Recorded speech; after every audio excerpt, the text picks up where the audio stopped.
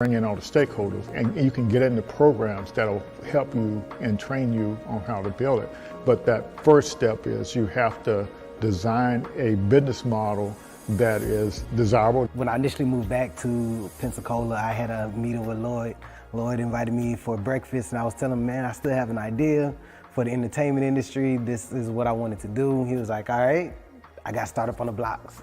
So I need you to start coming to Startup on the Blocks and get a little more information on how to work through the tech ecosystem, and take your idea and we'll get you where you need to go.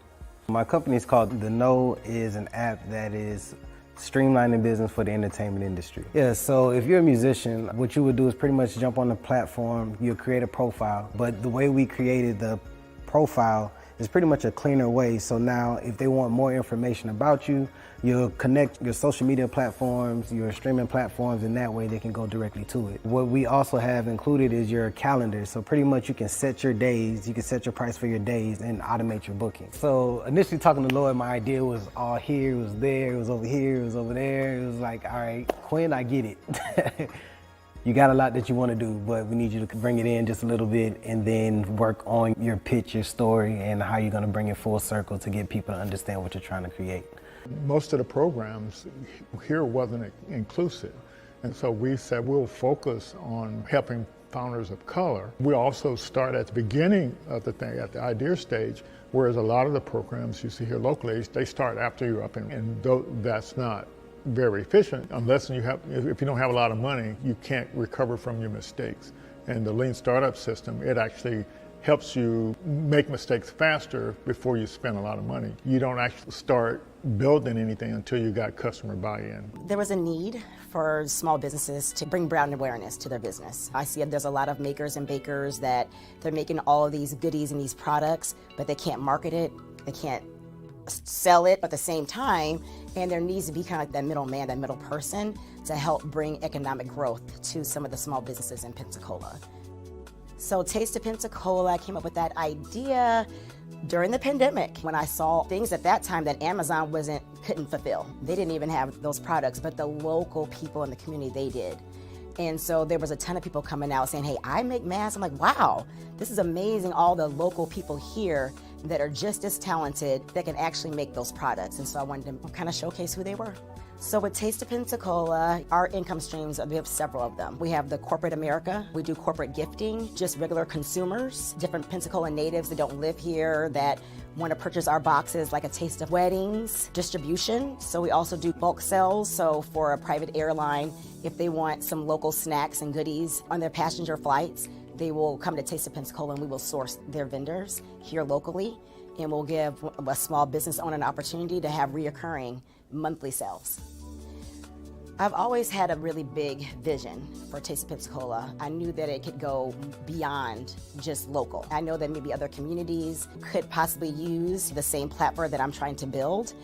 And I always have these big visions, but I never know how to even get there. Where do I start? I know it's more than, there's a lot of technical things behind it. I know there's a lot of research, but that connection, I never had it until, thankfully, I met and was introduced to Startups on the Blocks and was able to just learn more about how to grow it in terms of data. Things I just never thought about, framework, words like traction. There's a lot of things that I just did not know about and language that I need to know in order to get funding for my business. There's just a lot that I didn't know. I would go to the stores and look online. They didn't have a wide variety of natural hair products about 8 years ago. And the ones that they did have, the ingredients, it would say that they were all natural. And when I would research the ingredients, a lot of the ingredients were not natural. I make everything, my shampoo, conditioner, I have an oil that I make, and I have 2 different separate butters. Like I had some people who were completely bald and grew their hair. It's about giving women their confidence back in their hair. I have this salon and I have a second salon, and I have my products in about 5 beauty supply stores. So I need a manufacturer to keep up with the demand at this point. Startup on the Blocks has helped my business grow. Send me to different people. I'm able to do different pitch competitions to apply for grants in the community for small businesses. Lloyd's a really good person to connect with. He has a lot of resources here in the community that can help small businesses grow. If you have a product out there and you're trying to go big time, he's the person that you would want to meet with. So it's really important to have some type of support because 9 times out of 10, most founders start out on their own. And to have somebody that has an idea of how the ecosystem works and is able to tap into other resources and bring back to the community, and that pretty much has encountered some of the roadblocks or going through the same roadblocks that we're currently going through and understands where you're at, your culture and how you respond to things, is a big help because you don't really have too many people that have access to what we have access to here in the community.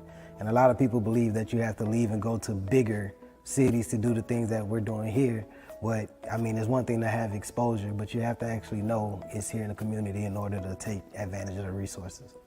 So I get approached and I talk to friends all the time that wants to either start an idea or hear that I'm actually doing the app and wants to know more information about how are you doing it or what's the process, what's the path. I'm like, man, we have somebody here, Startup on the Blocks, Lloyd Richard.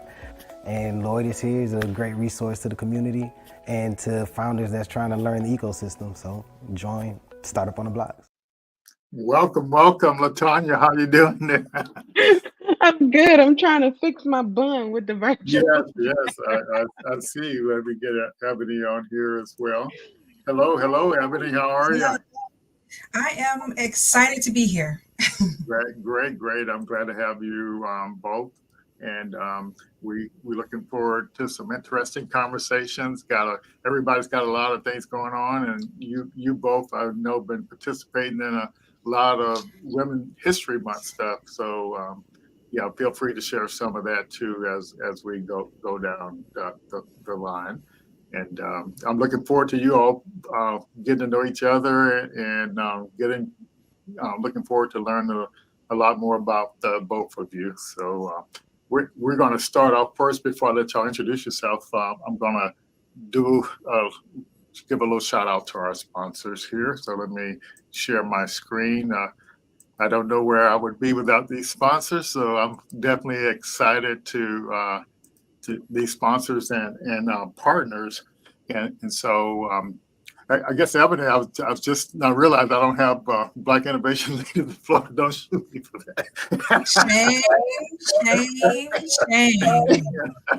I better get that figured out. And another partner we recently got is Make Startups, and I'm really excited about them. I don't have them on here yet, but they're leading the effort and to get to use workforce dollars to train entrepreneurs to get their certification and stuff. And so that's going to really be great.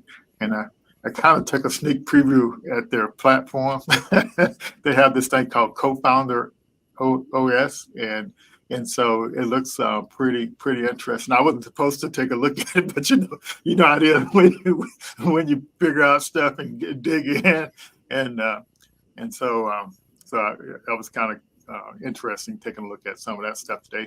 But the neat thing, it looked like it actually works with the founder, all their bookkeeping, the raising money, and then it has this AI co-founder that asks any questions. It helps you, answers questions. So it's like having your own co-founder. And Ebony, on one, the middle tier of it, it also has some marketing stuff in there. So that's going to be interesting to see what that's all about. But getting partners like that helps offer us to be able to offer more service, to the founders and stuff we work with. So yeah. definitely excited about that. But Blacks in Technology, we're definitely excited about them because they have over 30,000 members all over the world. So through them, we've got connected and been working with founders over in Africa. I was just on a network and we had a guy on from over in Africa. He had to get up because it's morning time over there, so he had to wake up just to participate. So good for him. He's really motivated. And Ebony, I'm thinking you're probably a little bit familiar with Florida Power and Light, And but from a state perspective, they also have this Power of Florida, where they have a program for Black businesses, and so we've been partnering with them to fund, training founders on the best practices for building a startup in the Lean Stack platform, and also the Startup Science platform. That's that green light bulb thing here, right here. And so I had an opportunity today to listen to the founder of that, and it's a pretty amazing. This guy knows everything from vision to exit about doing a startup, and he's also an investor. But that platform, he let us use it for free, and it's got all the training you need to be a founder, and all the things that VCs want to know. And I mean, it's just to get an accelerator program, it's got all the kind of stuff in there for that. So that's really a fantastic opportunity for founders. I don't have the Lean Stack on here, but that's what we use to teach the business model design, and also for launching stuff. And both of those programs are good foundation programs. Innisfree Hotels, so they've been with us and supporting us, and so we're excited about those. So they've been sponsoring some of our pitch competitions, but they're also going to be a sponsor of the Black Founders Innovation Summit, and they're providing some hotel room discounts, and also they're providing a 2-day, 2-night stay at one of the hotels, from the Caribbean to South Georgia to New Orleans. So whoever wins that, they get to take a trip and get to one of their nice hotels as well. The First Bank, they're a pretty good partner as well. They sponsor some pitch competition stuff, and two of their employees, they've been helping us judge the pitch competition. So we like what they're doing. I reached out to them yesterday to support the Black Innovation Summit and Black Founders Innovation Summit, and they're going to support it. So we're excited for them to support us and everything. And it looks like we may get some support from Florida Blue as well. So they responded and said they were interested in supporting us. But yeah, so in our strategy this year is to kind of leverage AI as much as possible. So we partner with PitchBob to kind of help the founders get some of their initial document, and stuff done. And that reminded me, we got an update to our Lean Stack thing that we do with our training. And so now when you go out and do your customer interviews, potential customer interviews, so what you do is you go out and interview somebody that has recently bought something similar to what you're building, to find out why they bought it and what they were trying to accomplish. So now when you upload those interviews, the AI figures out the whole story, what they're still not satisfied with, and so on and so forth. But what's neat about that, whatever they're still struggling with, if you get enough of those interviews that point out they're still struggling with the same thing, that allows you to build your solution around that, to create some innovations around that. So that's pretty neat. So also we got both the local chambers supporting us, and the Renaissance Bank as well. So hopefully they'll come on board and help us out this year as well. So who am I missing on here, Ebony and Latanya? Who do I need to have on here? That's the question. I mean, it looks like you got a lot of bases covered. We'll definitely give it some thought.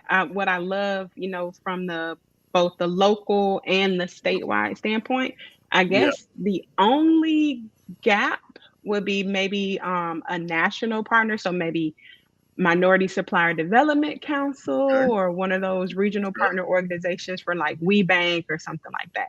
Yeah, so the next time you talk to them, let them know we got some training programs. Right. and to be expecting to hear from you. Yeah, but we're just trying to help the founders, and so our perspective, just so both of you all kind of clear on it, is it's that, there, with all the opportunities out there for founders, you have to speak the language of the ecosystem, and so, but if you don't know that language, how do you learn it? So like when you apply for all these programs and you get turned down, they say you're not ready yet, but where do you go to get ready? And so that we're here to help people get ready to get in those different programs. And we're this year we're also establishing partnerships with some VCs as well, and we already been referring some of our founders to some of the VCs as well. So that's the good news there. Yes. So and so Ebony, why don't you go ahead and introduce yourself? So because you're new to our audience, so looking forward to hearing a little bit about you. Just tell us a little bit, not much, and we'll dig a little deeper later. So, not much. I'm Ebony Vaz. I'm done. Oh, you better come a little better than that, Ebony. Yeah. Now, I am the CEO of Above Promotions. We are a marketing technology company. At the heart of everything that we do, we're working on helping people to tell their stories, to measure their stories, and to choose the right platforms to deliver the stories. And so when we are not on the marketing side of the business, we are doing crisis communications and communications training for risk environments. Most of the environments are incidents concerning cybersecurity, employee information, or employee internal information issues. We have whistleblower issues and things of that nature. So we do a lot of, from the execution to the consulting to the training. Okay, fantastic. And here in Pensacola, the city of Pensacola had some cybersecurity issue that they're not telling us about. So they probably could have used your help. Yeah. So we're going to dig a little deeper in that in a little bit. But Latanya, Dr. White, kind of reintroduce yourself to our community here. For sure. It's good to be reconnected with the Startups on the Block community. Thanks again for having me. For those that I hadn't had the privilege of connecting with previously, I'm Dr. Latanya White. I'm the CEO and founder of Concept Creative Group. We use evidence-based frameworks to deliver teaching or training. I'm getting out of professor mode to deliver training, research, and strategy for entrepreneur support organizations that are working to build economic parity. And I'll leave it at that. All righty. So I think definitely you have a lot to offer folks out there, and to kind of move forward. So I gave a little bit of information about kind of what we do here. Ebony, are you and Latanya, are you both familiar with the Lean Stack platform or the Startup Science platform? Yeah, I'm familiar with the platform, and some of those things were incorporated into a lot of the Techstars stuff. And so, as a Techstars Startup Week organizer and Startup Weekend organizer and hackathon, a lot of those we were implementing different variations of it. Okay, good. Yeah, and so I'll show you all the Startup Science one here in a second, but and I didn't put up the Lean Stack, but what's the unique thing about the Lean Stack is when you're doing the Business Model Design class, it helps you stress test whatever your idea is. So stress tested for desirability, viability, and feasibility. So there are some tools in the platform that help founders with that. And then it also teaches them how to do the business model story pitch. And the purpose of that is so they can recruit co-founders, they can tell the story to get into these pitch competitions and these accelerator programs. So that's kind of what the deal is there. What's neat about the stress testing your business model, this is before you build anything, is that it helps you figure out some pricing make sure your business is going to be viable. And so in the past two and a half, I guess, I'm losing track of time, 3.5 years, I've been interviewing founders, and what I've been finding out, a lot of them have broken business models, and they're working really hard, but not making the money they need to make. And so I'm working with a founder right now that's been using up all his funding and trying to, and so he didn't make sure his business model was viable, and he's having, trouble, like me, I've been in the doghouse before he's in the doghouse with his wife. So we want to keep people out of the doghouse. So yeah, so you all wouldn't do that to your spouse or anything, would you? You don't comment. I'm single, so. Yes, but that's the most significant thing about the business model design stuff, and literally the viability test takes 5 minutes. That's what's so crazy. You can take 5 minutes to determine the viability of your business, and so you don't have to spend a year or two out there, spinning your wheels. That's to me, that's crazy that there's a tool like that. But now getting back here to this startup science thing, and so the way I have to frame the startup science thing is, it's literally amazing, and I think it's one of the most least used tools that we have. So imagine if you got a chance to learn what a guy that's been through 12 exits. So he's telling you everything you need to know to go from your vision to your exit. And so the way it's set up is they call, academies, and you have all these, this is a Getting Started collections. They have all these collections and stuff. And I think there's a pre-accelerator one in here as well. And then they have the individual courses that you can take. And all of them, they have videos, short videos, and you can look at the videos, or you can listen to the audio, or you can just read whatever is actually there. And so the other thing they have is this startup profile. So you can invite the investors in here to see it, but the way you can understand the startup profile, if there's any part of this profile that you don't understand, let's say the marketing stuff, you can click on it and it takes you to the training. But when you're going through the training, you fill out the stuff and it actually populates your profile. And if you don't know how to calculate some of the stuff, it tells you how to calculate it. But if you're too lazy to calculate it, it'll figure it out for you. But you have to pay a little bit of money to do that. But that's one of the neat things about this thing. But all these marketing things and everything, all the programs I've been in, it's literally a lot of the stuff they do is they teach you about marketing. Kind of what all this marketing stuff, and so it's a pretty neat thing, and it's being used all over the world by Fulbright scholars and everything. And so today I listened to a session that Gregory gave, the guy who founded this, and so I invited him to come on Startup on the Block. So he's going to come on, I think, the 9th of May. But if I get the video that he did today, I'm going to send it out to make sure everybody sees it, because he's literally laying it down, step by step, what you need to do. And so just to give you an example, when you're working on your vision, you should already be figuring out which company is going to buy you out from day one at the idea stage. So it's pretty amazing. So as you can tell, I'm really excited about that. I'll stop right there because those are the kind of the main things that we have.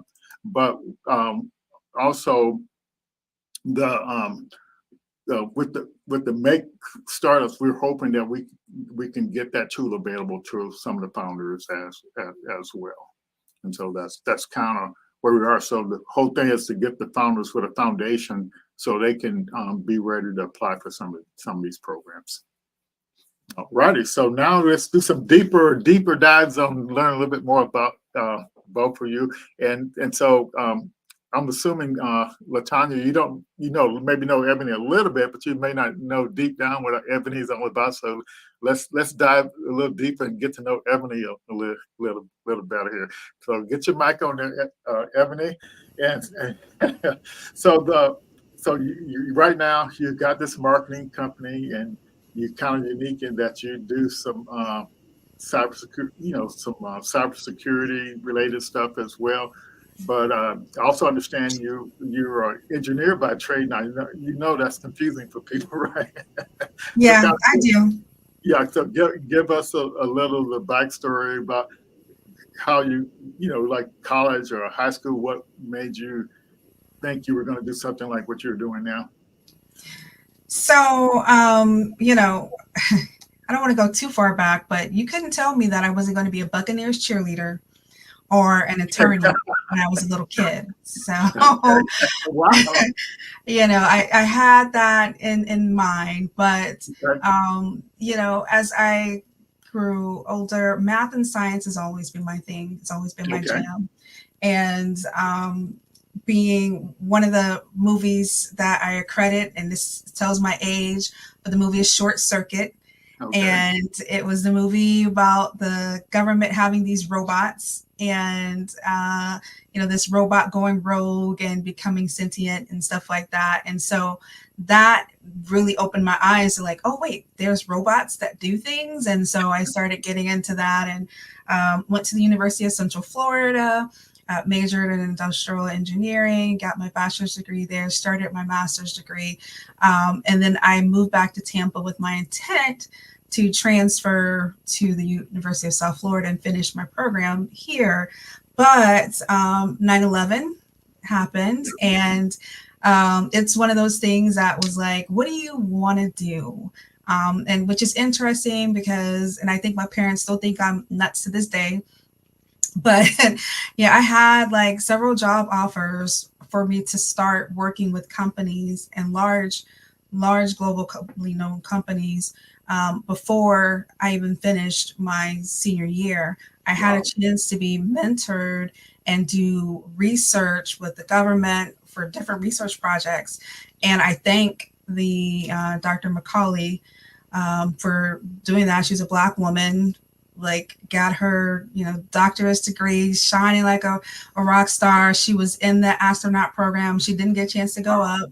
But yeah, I mean, the dean of our school immediately connected me with her from the moment I got on campus, and things just really went well for me. So 9/11 hit. I'm like, what do I really want to do? Everybody in my family, as far as adults, have had an entrepreneurial background. And so I thought eventually I'll get there, but I'm still going to focus on this engineering thing. Mm-hmm. I had a chance to do some consulting with Seminole County and some other groups. And when 9/11 hit, I was just like, what do I want to do? I really want to help people. And it's not just about helping the government. It's not just about helping corporations, but I really want to help people. And I was trying to figure out what to do. A colleague of mine is like, hey, can you help me with writing some articles? You've always been really good at writing. And I'm like, yeah, sure. Then he had me help do some like music reviews. I'm like, I played a little, I played flute in high school, but I'm not going to call myself a music aficionado. So I did that, and my story of it is that someone sent me their CD to review, and it was wrapped in toilet paper. And I thought, oh my God, I know I'm not going to listen to your CD. They had the nerve to even ask me that. I'm not going to listen to it, but let's talk about how you could have better presented yourself.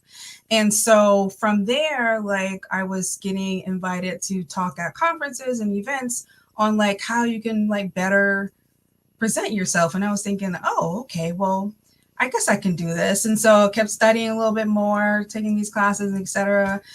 And here I am now. The focus started off just on communications and marketing, but thankfully I was able to figure out how to marry my love of technology with what I do. And so we focus a lot on marketing technology, auditing marketing tech stacks, looking at data privacy for different things that are tools that people are using and testing tools and being able to work on the crisis communication side with cybersecurity, because some of the research I did in college did evolve around password information security. And at that time, the research was who could remember passwords better, men or women? And I mean, the government actually paid for that research. And that's why we talk about the government having money. The government has money. They have money to do some silly research. So that's kind of like my pathway. And here I am. I started my business when I was working for a company, which at the time they were a small startup. And by the time I left them, they had like 15 or 100 or more employees. I started when it was like 300 employees. I left from the executive team. And once I left there, I was in my business full time. So I've been in my business full time for the last 6 years. And I tell people I self-funded myself. So I was my first investment. Fantastic, and we'll switch over to Dr. White, but we want to definitely learn more a little later about what you're doing in the startup community and what you're doing with the Black Innovation Leaders of Florida, which is how we met, and so we'll dig a little deeper there. And so one thing we all three have in common is we all are members of the Black Innovation Alliance. So so I don't know which one of you are going to volunteer to tell what that's all about. And I think I'm gonna get Dr. White to do that. Well, you're the most senior member of BIA. Like I know. No, you were in there before. No, I just came in last April. Oh, okay. Well, I guess I am the senior member. When you said senior, I was like, oh, she's going there, huh? He's the most senior of us. Oh, okay. Well, so I will turn the ball back over to you when we talk more about BIA. But it has definitely been so startup best practices. I taught entrepreneurship at FAMU for 11 years, and that really was the experience or the part of my lived experience that got me to BIA, right? That got me connected to both of you, because I remember being maybe four and a half, not quite 5 years into my teaching appointment, really trying to figure out where were all the students. So FAMU at the time had an university enrollment of around 10,000 students. Okay. And in this entrepreneurship elective course I was teaching, I would get 12 or 15 students out of an enrollment of 10,000. Wow. And I could not, as the kids say, the math wasn't mathing, right? No. But I really needed to figure out what I was so curious about what was happening. And I conducted some due diligence and learned that there was a prerequisite course that was required in order to be eligible to take the entrepreneurship class. And in what I learned, though, what I discovered was that prerequisite was only required for students who were enrolled in the business school or the School of Journalism and Communications. Okay. Now, what that means, though, is if you're a student with any other major, industrial engineering, right, you would have had to use 2 electives, Ebony, in order to take this entrepreneurship class. And right, you see how you shake your head? Ain't nobody doing that. I'm not about to give up 2 electives, right? And so me being entrepreneurial, and when we understand and when we embrace the inherent risk about being an entrepreneur, that means you're going to try your best to implement a solution to a problem that you've identified. Except academia isn't all that entrepreneurial, as I'm sure you all have experienced in different ways. So I met a roadblock, right? I then discovered this institutional barrier, wanted to implement and iterate on this idea to remove that barrier, and met a further roadblock, right? And so some of the feedback that I got, because my solution was, let's just remove the prerequisite. Let's just make it easy for any student to take this class. But the feedback that I got was, what I will say, this was in This must have been 2013, 2014. So this was long before there were federal dollars coming down the pipeline. This was long before corporate pledges were being made to amplify and advance Black entrepreneurship, and especially collegiate-based entrepreneurship education. So, but being an innovator is quite isolating, right? Because when you're an innovator, you can sometimes think you're absolutely crazy. And so I was For looking sure. around like, maybe it's me. Like, because I was the only person like really advocating for this. And I think I shared this when I was with you the last time, Lloyd. I was coming from this very heart-centered place, right? Mhm. Which also there is no place for in academia. Like, but I didn't know how to make the logical, evidence-based argument for why we needed to remove that prerequisite. And so that's what put me on the path to graduate school, because I needed to know how to prove the point that we needed to make this easier to access. I mean, I didn't know it was gonna do me like it did, that Okay. doctoral program, but I'm no worse for the wear. And that is what helped get me to the space where I had developed this framework. So the image that you see behind me is the framework for wealth transfer. And one of the major findings that came out of my research was, while we celebrate generational wealth, as a community, as a culture, we're really excited about the idea of generational wealth. That's the research shows that generational wealth, the way we understand it, is not going to change the economic narrative for Black and Brown communities. And so our high net worth and ultra high net worth counterparts, they're transferring more than just money, right? The Rockefeller family, after over 100 years of not having a core business, can't remain among America's 25 wealthiest families if they're just passing down money. No way. And the research shows that they are actually families like that who are considered dynastic families, where the wealth and the assets have been controlled for at least 3 consecutive generations.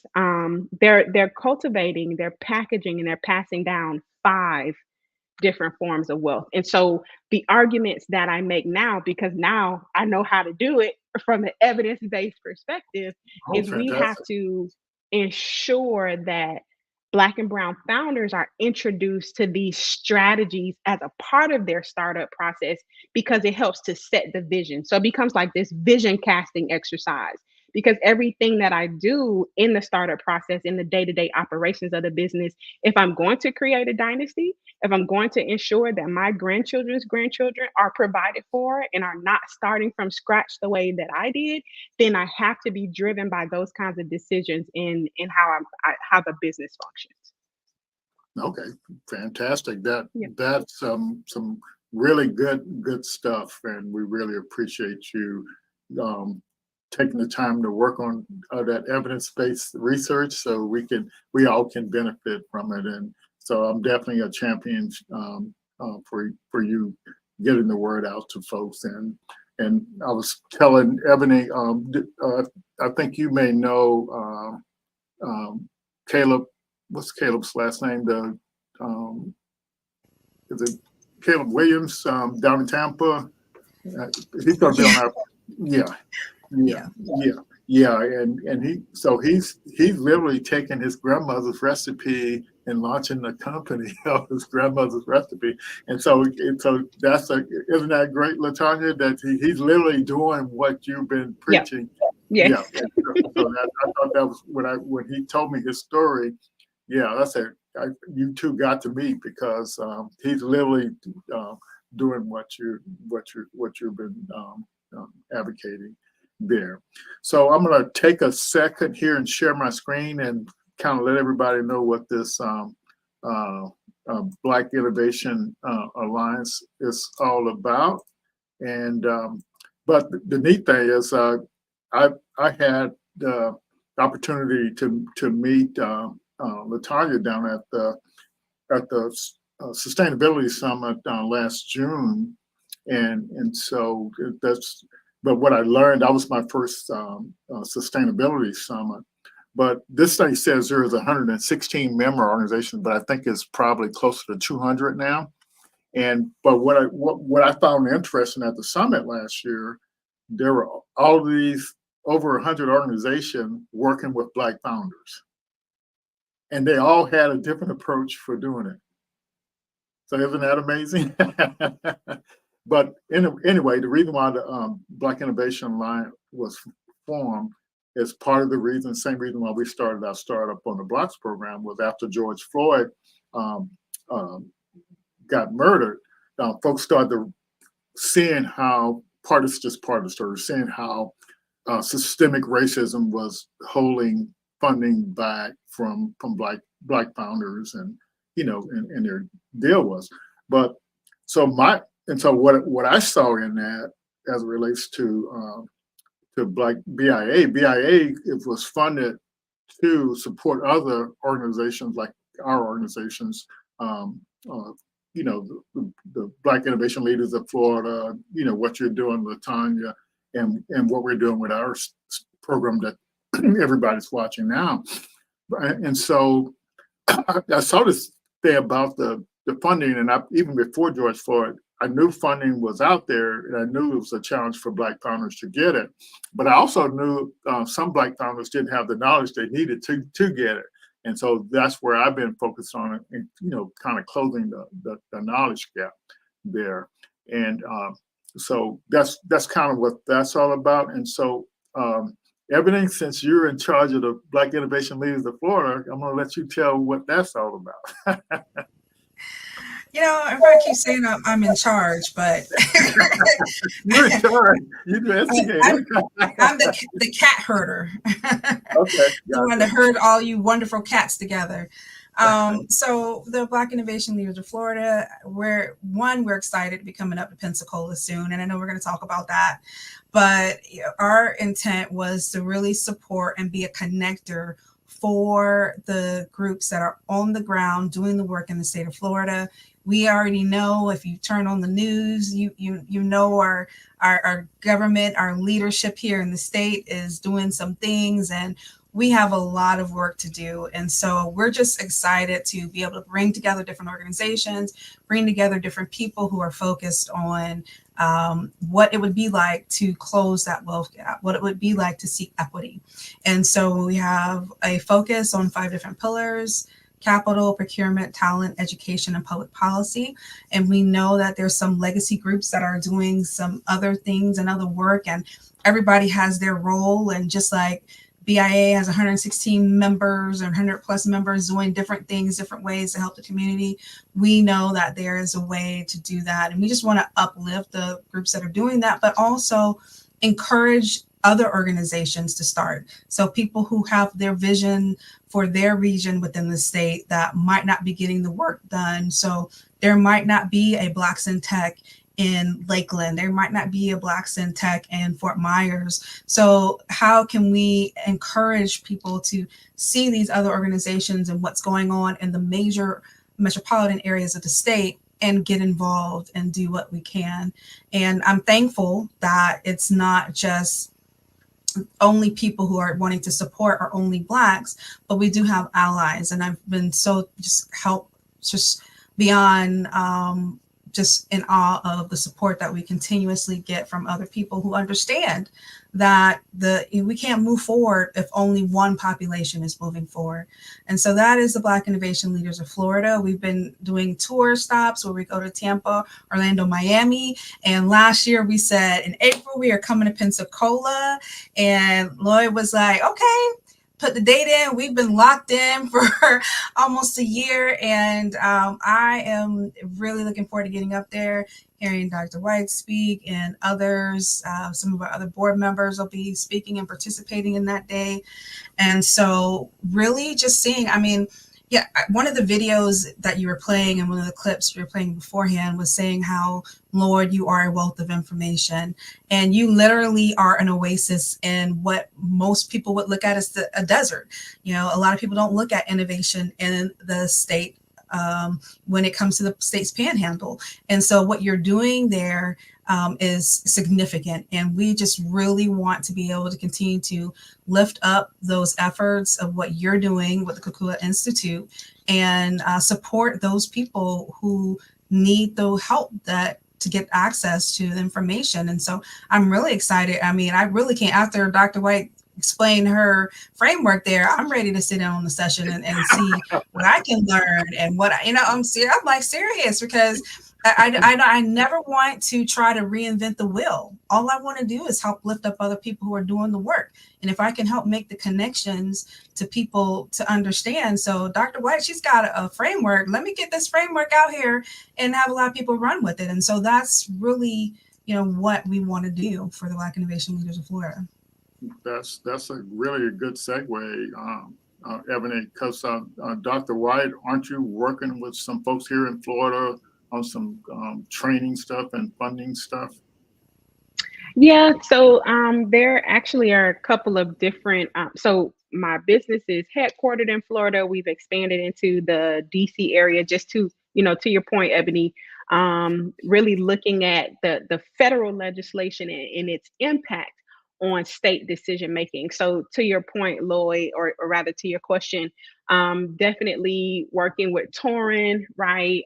Joseph Simmons with the Center for Micro Entrepreneurial Training, and Rose. So I don't know, when you had the picture up, I was like, oh, Rose, Sharice, and Tammy, all on the website. But we are working together in different spaces to find where those gaps are. So Ebony, it was like music to my ears when I heard you say procurement, right? Because a part of my expansion into the DC area is really following the money, right? Like, where is the money? As the kid, where did the money reside?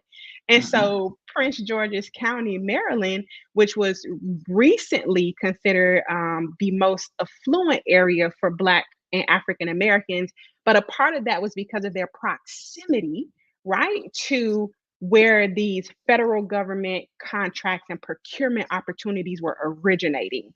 And so to be able to make the connection between training, procurement, and dynastic wealth is really the space that I sit in. Oh, fantastic. So I guess there was some $10 billion appropriation for minority-owned businesses, and I think Florida got 300 and some million of that, and 100 and some million of that was supposed to be for minority businesses. And so, is that the space you're playing in the in the state of Florida? So, if you're referring to the State Small Business Credit Initiative, SSBCI, yeah, I believe that. Okay, yeah, okay. So yes, the Department of Treasury, they were reauthorized for some huge number that, of course, is to be dispersed to all of the 50 states and territories. So the Puerto Rico and the Virgin Islands. So for any businesses or founders that we're connected to that even have an idea that they want to start a business, if they're based in the Virgin Islands or Puerto Rico, they have access to these trainings through the Minority Business Development Center's Capital Readiness Program. And I'm happy to share links. The program in Florida, South Florida, and the territories is actually operated by Marie Gill and Associates. So they're down in the South Florida area, but wherever a founder comes from through capital readiness programs, and I'm happy to be a conduit for those, is that gets them in this pipeline to get to the SSBCI dollars. So the Department of Treasury had issued these dollars for training, so technical assistance, as well as capital, access to capital. And so it was the most exciting thing because, one, that the RFP for the capital readiness program was centering the lived experience of entrepreneurs from socially and economically disadvantaged backgrounds, which worked, like the timing of that was so like perfect because it came ahead of the ruling against the MBDA. because it was not to say, oh, you got all this money from the treasury just for Black people or just for Hispanic people. No, those dollars were for anyone that self-identified as socially or economically disadvantaged.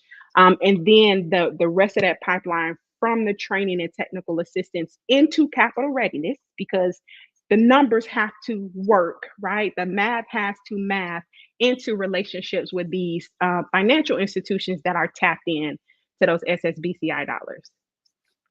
Yeah, fantastic. So what role are you playing in that effort down there? Yeah, I serve as a contractor, independent contractor for Marie Gill and Associates. So actually, any founder at any stage, either the accelerator or incubator stage, they actually get complimentary access to the 7-week Dynastic Wealth Training Academy because of because of my relationship with Marie Gill and Associates. Yeah, but you sort of said something about it was for people in South Florida and the Caribbean. So is it for anybody in Florida? It's for any business anywhere in the United States. Marie Gill's firm just happens to be based in South Florida, but any business across the country. Mm-hmm. Yeah. So Charlene's got some comments. This is such a small world because I didn't realize you were working with them down there. I haven't spoken to them in a while, but yeah. Okay. Yeah. And one of their team members is supposed to kind of jump in and get involved with us with the ILF, but I think that was before all the disbursement of everything happened and they got weighed down. Well, listen, if I can reopen the door, please let me know. I'm happy to do so. So great. So you're saying anybody can get access to that training, and so is it available now or is yes? Okay, so we definitely want those links. Yeah, but one thing. Go ahead. Yeah, go ahead. Yeah. So one thing and I don't know if it's the same $10 billion procurement that I saw a while back, because I think I saw it like maybe in 2022 or something. But what I remember about this $10 billion solicitation was it was for loan for these underrepresented businesses, but they had $500 million set aside for lawyers, accountants, and so they call that technical assistant. So what I learned from that is, so you're going to loan the minorities money, but the established business, you're going to give them money to help the minority business out. So what's wrong with that picture? I was wondering if you were going to go there. Yeah. Yeah. So what I learned from that is that when we do proposals for some of this type funding and stuff, we include in-kind services, like marketing. We include in-kind services for accounting software. We include in-kind service for legal stuff. We include in-kind service for any kind of tech stack that a small business owner needs. And so my philosophy behind this, and it's like, I hate to say this, but I'm going to say it. So like in civil rights time, we had to come in through the back door. Yeah. So right now, these procurement laws are designed to counter, they're systemically biased. And so they keep us from, participating because of this bias. So we have to come in through the back door. So the back door in this case is, we just got to start writing these proposals to include some of these in-kind service so we don't get left out. And it's kind of what my position is on that. So it's just my experience working with the government for almost 27 years and just understanding how the procurement dollars work. You literally got to come up with some strategies to get past this bias in the procurement system. So anybody, either you want to go down that rabbit trail? No, I was just going to say that you really do have to have like a plan A and a plan B Yeah. and a plan C Yeah.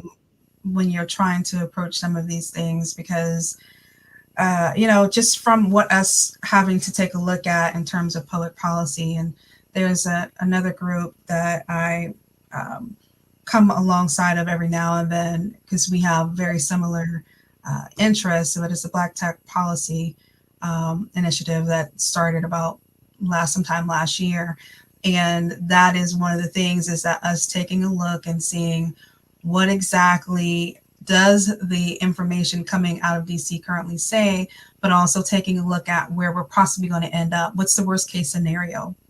And even when we were talking through like some of the stuff with BILF, we're thinking about like what are the things that we can strive for and look for, knowing that we are in a state where if somebody stays in leadership for another term, we can see things flip and turn back even further. So how are we positioning every single thing that we put out there to be able to withstand these types of challenges? So I don't, without saying too much, we just have to have a plan A, B, and C. Yes. It'd be nice to be able to take people at their word or take people at what they're presenting to our community. But historically, we have seen that it doesn't work that way. Even if they start down that path, at some point, things will shift.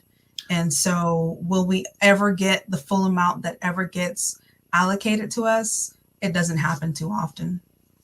Gotcha. Any comments from you, Dr. White?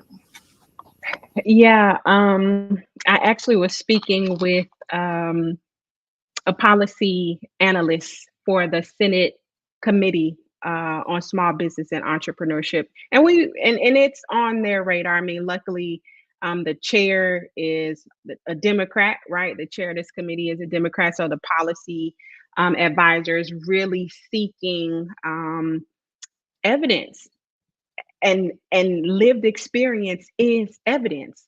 And so they're in the middle of actually planning a hearing. It's called a field hearing, where they'll be able to bring in business owners who have faced discrimination. I mean, unfortunately, like you will have to like relive that experience. But one of the things that this policy advisor shared with me is that Congress, by and large, has not done a good job of codifying, right, putting into the legislation what is happening on the other side, right? We hear a lot of it, we've experienced a lot of it, but it hasn't been largely documented on the congressional record. So one of the things that they're working on is bringing in that lived experience of entrepreneurs who have unfortunately faced discrimination in their pursuit of federal procurement opportunities, to help to really paint the rest of the picture around the impact and the implications of the 8A decisions and the ruling against MBDA. So there are folks who are working from the other side, but this guy with the Alliance for Equal, they just got so much money, and it is allowing them to take, like, literally dismantle education, right? We saw the overruling of affirmative action. Now they're moving into, of course, with the Fearless Fund, and now they're suing the federal government, right, for opportunities that have been opened up for minorities and socially and economically disadvantaged individuals to create economic parity. And that's the real threat. That is the real threat. I agree. I agree 100%. The logical thing is that if we had to remove all of these programs that are in place to fix the issues that were to begin with, if they were putting in solutions instead of just dismantling, I think we would be in a totally different place. But you can't just say, let's break something because we don't like that you guys are now trying to get a tiny little piece to catch up. And so that's the thing for me when it comes to these education things. You don't want something to be so hard, but are you updating the textbooks to reflect the population and the demographic and the history of the country. The same thing with like procurement. You don't want these set-asides set aside, but what are you doing to ensure? So if there is not some type of solution that comes with this dismantling, then it's not going to be received. And I want to believe that there's going to be some going backwards, but I don't know what it's going to take for some of the people that do have money, that do understand diversity, to start pouring money into that, to invest in reversing the decision. Because quite frankly, the way the country is so diverse and race, and we're seeing mixed ethnicities, and it doesn't add. Like you say, the math doesn't math, but because somebody's got a lot of money to throw away, they can push their agenda even further. So, you know, I can go on and on, but we're not here for that tonight. So. Yeah, so yeah, I would just say, just based on my career and what I learned, you know, working as a civil servant, yeah, and what I saw in industry as well, and as a child, when I look at my whole career, if it wasn't for some set aside government program, I wouldn't be where I am today. You know, because it literally, in order to get past the systemic wall of racism, you literally have to have a program, because the bias is systemic, and you know it's in every system we have, and especially the procurement system. Yeah, so that's what I would say about that. But what I did want, what I thought was interesting in the last few minutes here. So Ebony, you know, I don't totally understand. You know, I remember when we met, you know, so I'm thinking, why is Ebony interested in innovation? Why is Ebony interested in helping, you know, founders? You know, why is she volunteering to do this stuff? And so could you kind of help us understand that a little bit?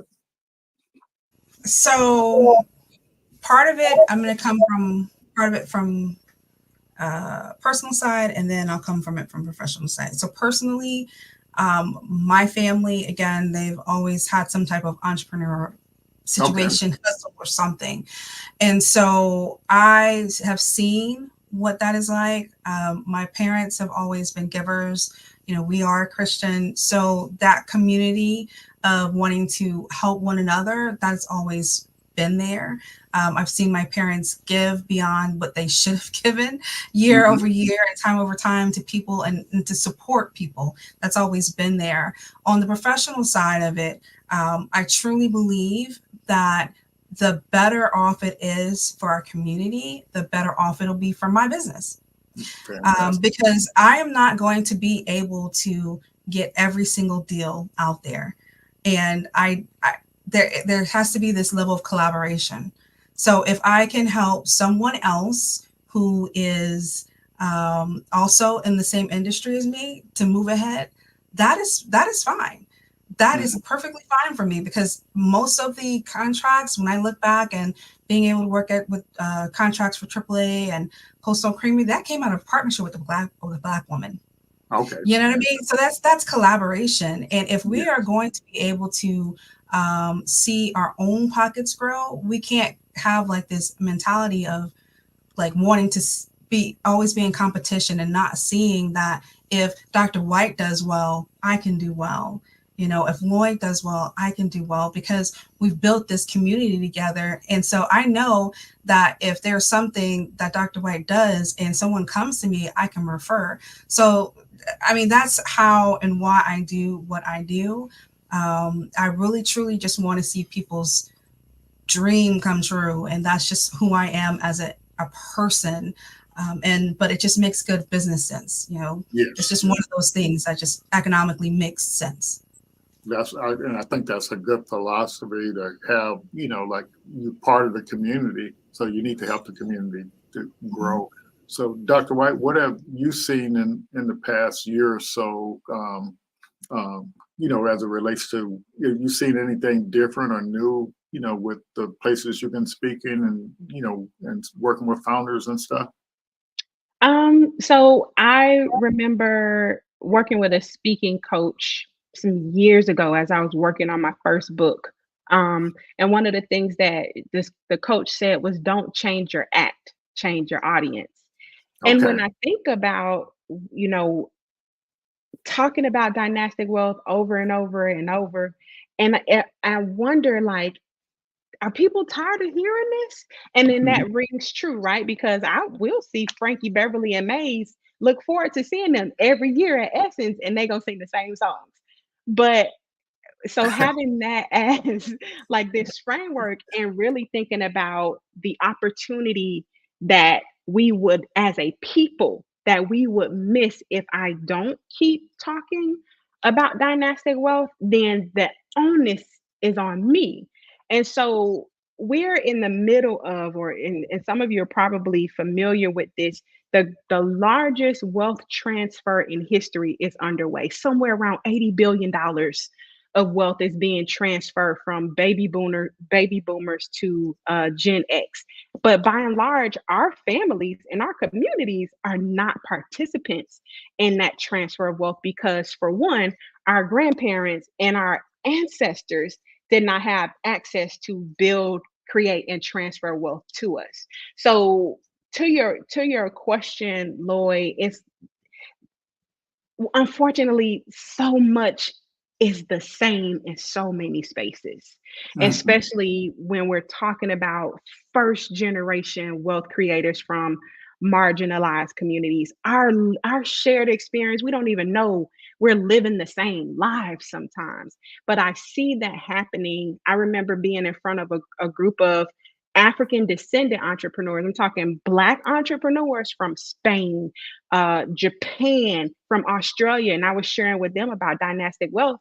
And I remember being so nervous. I kept saying, "Now this is data from the United States," and people came up to me and said, "This is happening in my family in Australia," and Wow. it rocked me. It rocked me because how is that if not for the general anti-black sentiment that is not just like the US does not own racism and discrimination. We probably happen to be really good at it, but Mhm. our sisters and brothers around the world are experiencing so much of the same thing.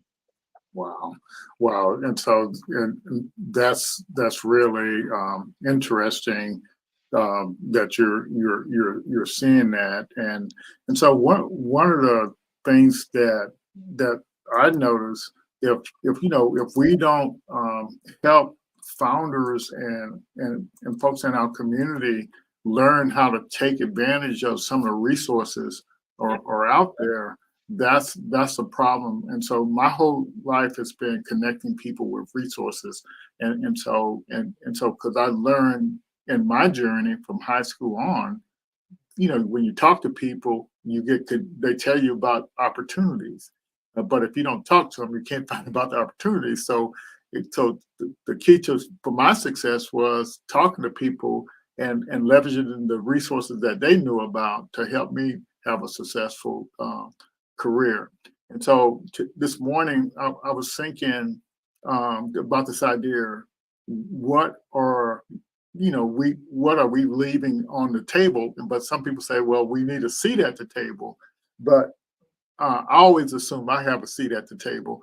But the deal is what when you don't take advantage of these opportunities that are out there, you're literally leaving. To me, you're leaving stuff on the table.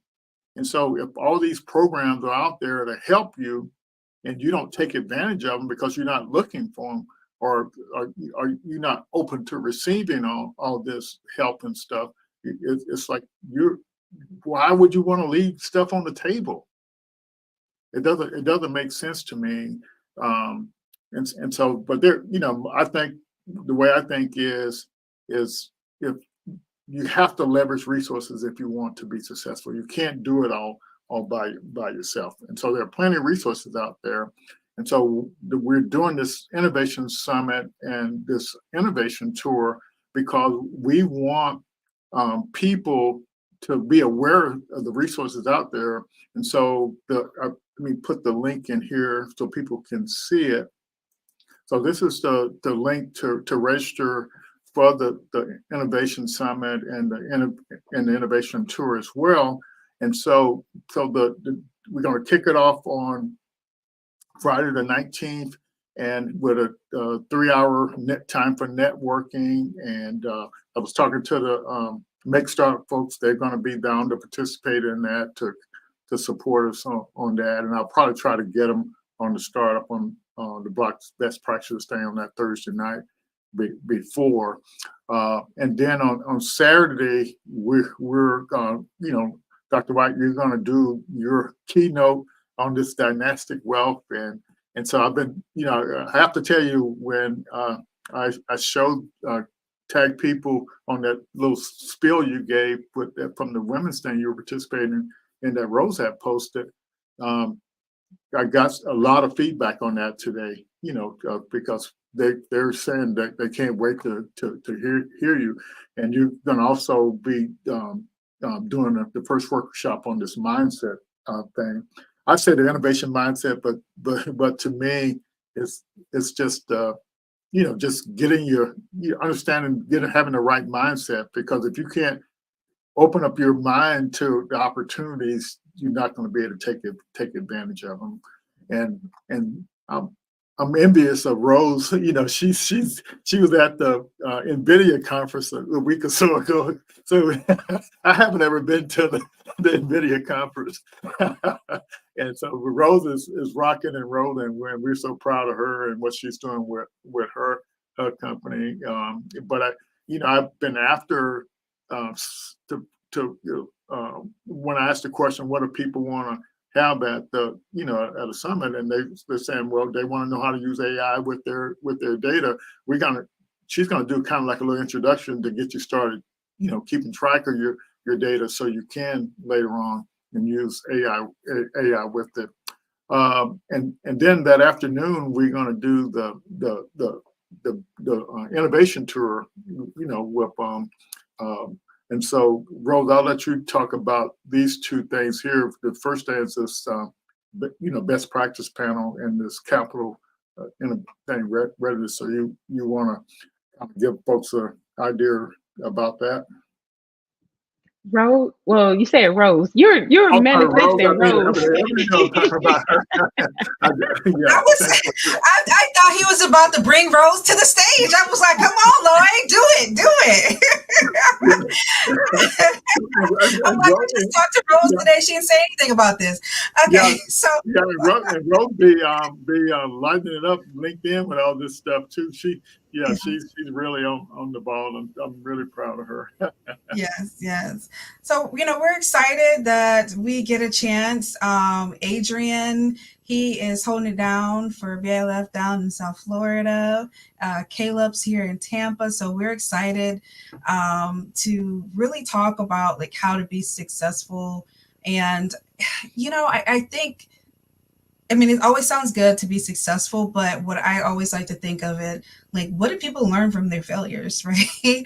And failing forward. And those are the stories that I can't wait to hear get shared during that session. And then we've got our team over from BBIF coming over from Jacksonville to share about capital readiness, Dr. Eugene, and, Sharice, also BILF.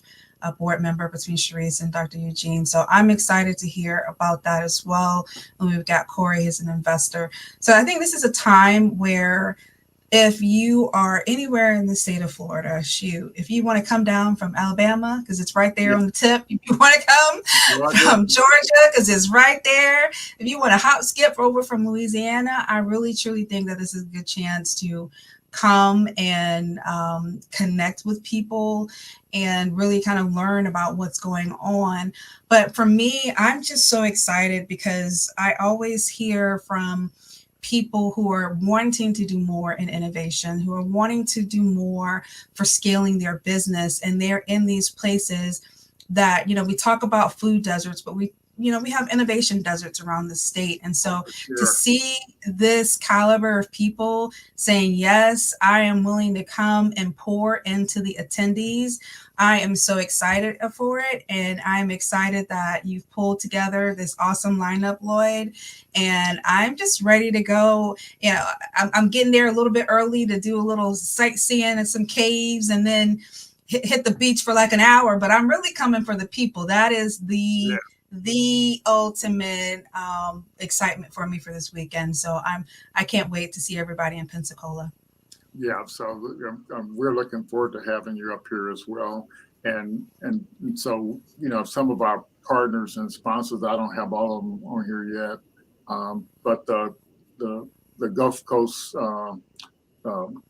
Minority Chamber of Commerce, they're going to be our host for Saturday with the facility here, Devilliers Square. The Pensacola Network of Black Professionals, they're going to be you all's chaperones. So to make sure if y'all need anything, they're going to be there to support you all. And so the local chapter of BIT, I'm not sure what I'm going to have them do, but they're putting up a little money. So we're excited about that. And I've reached out, to Florida Power and Light. They already sponsor our Black Founder program for Florida. And so I asked them to leverage some of that money to support this summit, because we do have a lot of Black founders coming from Florida. And so Synergy, here you can't hardly see it, but let me see if I can, construction group. So Ron, he's in actually St. Louis, Missouri, and he's been after me to do a conference for our founders for quite a while. And so so I called him up and told him that we're, the Black Innovation Leaders of Florida is having this innovation tour. I said, well, this is the perfect time to do a conference. And he said, well, yeah, I'll be a sponsor. So he's coming on board to sponsor, and he's gonna, he has something else going on that weekend, but he's still planning on coming down from St. Louis. So we got several people coming from out of the state too. So, so we're excited about that. The Equity Project Alliance, in conjunction with Innisfree Hotels, they are supporting us as well with the discount on the hotel rooms, and also the free 2-day stay at any one of the hotels, from New Orleans to all the beaches in Florida to the Caribbean. So we're gonna give that away that Saturday. We're gonna get some more. So how's that going to happen? And am I qualified to win? Because soon as you said 2 days away, you had me sold. You could have told me 2 days away in Ocala, and I've been like, sign me up. I'm just ready for 2 days off. Yeah, I know the feeling, but I'll try to reach out and get some more of those from some of the other hotels as well. But we're looking forward to everybody coming up. We're shooting for 100 people in person and at least 300 online, and so we do have some sponsorship opportunities, and the sponsors seem to be engaged, and the folks are excited, and I think some are. The bid members are even coming from out of state as well. So we're definitely excited. So we went a little over here, but do you all have any parting comments, for the audience? I'm just looking forward to putting, meeting people in 3 dimensions that we've been connected to through LinkedIn or startups on the block, or even through Zoom. So looking forward to meeting everybody in person. Right. Yeah. They say closed mouths don't get fed. So I think sometimes people go to conferences and they go just for the workshop, and then they go back to their room, or they get back on the road and they leave. But if you're going to make this trip to Pensacola, if you're going to log online, interact, make your need known, make what you have to offer known, because you're just not going to get fed if you just keep quiet. Yeah. Go ahead. Just to let everybody know, you're coming to the historic Belmont, De Villiers area. So the folks like B.B. King had business interests down here. Mary McLeod Bethune had business interests down here, so it's just a lot of business. So this Booker T. Washington, when he was down here in the early 1900s, he called this like the Harlem of the South, where you're coming. So it's a truly historic neighborhood, the building that you're going to be in on Saturday.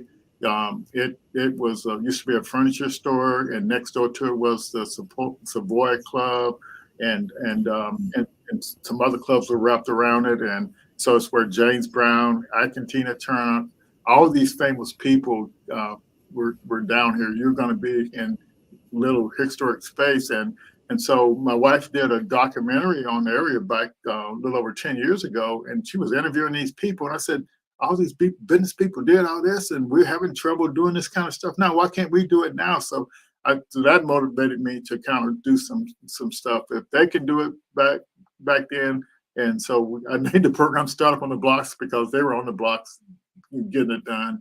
And so, but yeah, so now you all get to fall in love with this area and kind of see the spirits that's still floating around here and everything from all that stuff that was going on down here. So we're so excited and ecstatic to the both of you for coming in and sharing and help promote the upcoming event and help people learn about all the awesome opportunities out there and how you all are working to support the community and to kind of close that wealth gap. And this idea of dynastic wealth, it's pretty fantastic. And we're going to make sure as many folks do about that. So yeah, so JD, I'll make sure you get a link to it, and maybe we can find some available for maybe not for everybody, but we'll find some stuff available for that. Yeah. Okay. All righty. So we're excited for all you founders out there, and again, Ebony and LaTanya, we're thankful for the both of you and appreciate your sharing your stories. And so we'll see you all you both in person in April, and then I think we might. If you both are coming to the Miami, we'll see you again in Miami. Right. In May. All right. So thank you all. We'll see you all. Thank you. Have a good evening.